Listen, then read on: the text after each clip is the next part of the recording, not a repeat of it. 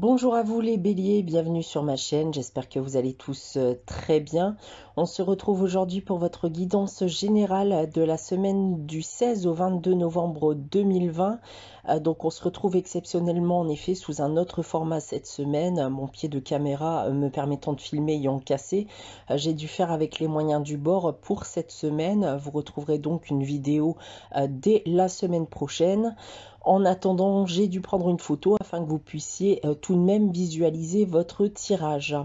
Donc guidance générale, je vous le rappelle, qui ne pourra pas parler à tout le monde. Donc prenez uniquement les informations qui résonnent en vous. Rattachez ces informations au domaine qui vous parle le plus. Si rien ne vous parle, n'hésitez pas à aller consulter la vidéo de votre ascendant ou de votre signe lunaire. Je reste aussi disponible pour des guidances privées. Donc vous pouvez me joindre soit via mon adresse email ou mon site internet que vous trouverez en barre d'infos.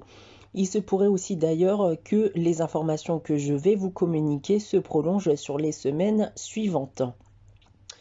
Voilà, donc tout comme la semaine dernière, j'ai tiré pour vous deux cartes du tarot de Marseille, une carte de l'oracle de Gaïa, une carte de la sagesse de l'oracle. On aura ensuite 5 cartes de l'oracle des miroirs, 5 cartes de la triade et on terminera avec un message du petit oracle des anges.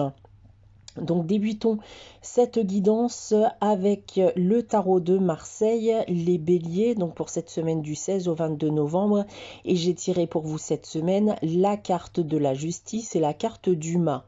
Alors ce que l'on peut déjà dire avec ces deux cartes, c'est d'aller jusqu'au bout de vos engagements durant cette semaine, voire les semaines suivantes. On vous demande d'aller jusqu'au bout de vos projets aussi. Donc si vous vous êtes lancé dernièrement sur quelque chose, alors n'hésitez pas à terminer ce que vous avez commencé ou ce que vous avez pu promettre à quelqu'un. Si on vient parler maintenant des différents domaines et tout d'abord du domaine professionnel, il se pourrait que vous ne veniez pas justement à respecter votre contrat ou que vous décidiez de vous en séparer. Peut-être d'ailleurs par manque de confiance. Dans d'autres cas, on peut me dire justement d'être un peu plus rigoureux dans votre travail. Donc encore une fois, respectez vos engagements jusqu'au bout.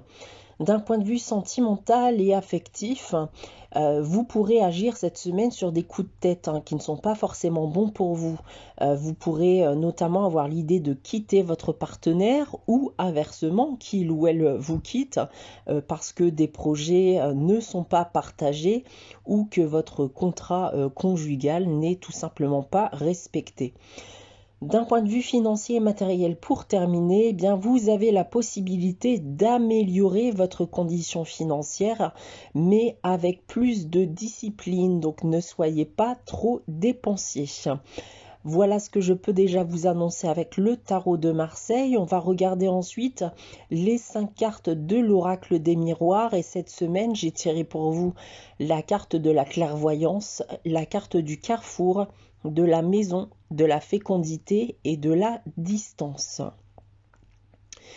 Alors ce que l'on peut dire avec cette carte et ce que je peux ressentir pour vous les béliers, c'est qu'il y a une envie ici d'aller de l'avant. Vous vous retrouvez clairement aujourd'hui à un carrefour de votre vie, peut-être même face à un dilemme lié à votre foyer, avec votre partenaire. J'ai le sentiment, comme j'ai déjà pu l'indiquer avec le tarot de Marseille, que certains d'entre vous ont envie de prendre leur distance. Peut-être parce que les projets ne sont justement pas partagés. On me parle ici notamment peut-être d'une envie d'enfant qui n'est pas partagée. Il se pourrait même qu'un projet personnel, voire professionnel, vous pousse aussi à devoir tout quitter pour partir dans une autre région et donc devoir déménager.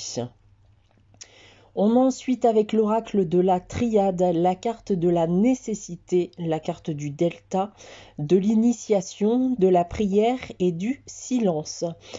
Ici, avec ces cartes, on m'indique que vous avez pu avoir une révélation et ça vous semble être la seule issue.